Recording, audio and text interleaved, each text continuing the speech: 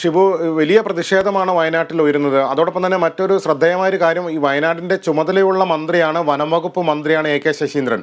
അദ്ദേഹം ഇതുവരെ വയനാട്ടിലേക്ക് എത്തിയിട്ടില്ല. ഇന്ന് കോഴിക്കോട് പറഞ്ഞത് ഒരു മന്ത്രിതല സംഘം വയനാട്ടിലേക്ക് എത്തുന്നു എന്നുള്ളതാണ്.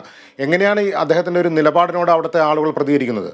അതായത് വനംവകുപ്പ് മന്ത്രിയും മറ്റു മന്ത്രിമാരെല്ലാം ഈ വയനാട് സന്ദർശിക്കണമെന്ന് കുറെ കാലമായി ജനങ്ങൾ ആവശ്യപ്പെടുന്നതാണ്. കേരളത്തിന്റെ ഒരു സംസ്ഥാനത്തിന്റെ ഭാഗം തന്നെയാണല്ലോ വയനാട്. പക്ഷേ വയനാട്ടിലേക്ക് മാത്രം എന്തുകൊണ്ട് ഈ മന്ത്രി ഇത്രയും വിഷയങ്ങൾ ഉണ്ടായിട്ടും പ്രവേശിക്കുന്നില്ല, എന്തുകൊണ്ട് എത്തുന്നില്ല എന്നൊരു ചോദ്യമാണ് ജനങ്ങൾ ഉന്നയിച്ചത്. അവസാനം ഇപ്പോൾ ജനങ്ങളെല്ലാം പറയുന്നത് അദ്ദേഹത്തെ മന്ത്രിസ്ഥാനത്ത് നിന്ന് മാറ്റണം, രാജിവെക്കണം എന്നാവശ്യപ്പെട്ടാണ് അദ്ദേഹത്തിന്റെ കോലം കത്തിക്കലും പ്രതിഷേധ പ്രകടനങ്ങളും നടക്കുന്നത്. ആദ്യം പറയുന്നത് അദ്ദേഹത്തിന്റെ വയനാട് ചുമതലയിൽ നിന്ന് ഒഴിവാക്കണമെന്ന ആവശ്യമായിരുന്നു ആദ്യം ഉന്നയിച്ചിരുന്നത്. ഇപ്പോൾ ആ ആവശ്യത്തിൽ നിന്ന് ആളുകൾ മാറി വനം വകുപ്പ് തന്നെ അദ്ദേഹത്തെ മാറ്റണം എന്ന് പറയുന്നു. ഇപ്പോൾ അദ്ദേഹത്തെ പുറത്താക്കണമെന്നൊരു ആവശ്യം കൂടി എല്ലാവരും ഉന്നയിക്കുന്നുണ്ട്. അതേസമയം തന്നെ മുഖ്യമന്ത്രി നേരിട്ട് വയനാട്ടിൽ വരണമെന്നൊരു ആവശ്യവും ഉന്നയിക്കുന്നുണ്ട്. ഇതുവരെ പക്ഷേ ആ കാര്യത്തിൽ തീരുമാനമായില്ല.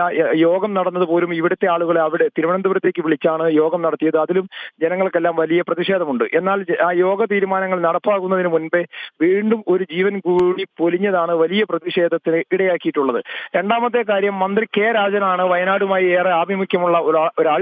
അദ്ദേഹം പണ്ട് CPIയുടെ ജില്ലാ സെക്രട്ടറിയുടെ ചുമതല കൂടി വഹിച്ച ഒരാളായിരുന്നു. അദ്ദേഹത്തിന് വയനാട്ടിലെ ഏകദേശം ആളുകളുമായും ഉദ്യോഗസ്ഥരുമായും നല്ല ബന്ധമുണ്ട്. അതുകൊണ്ട് മന്ത്രി കെ രാജന് ഈ ചുമതല നൽകണം എന്ന് ഒരാവശ്യം നേരത്തെ ഉയർന്നിരുന്നു.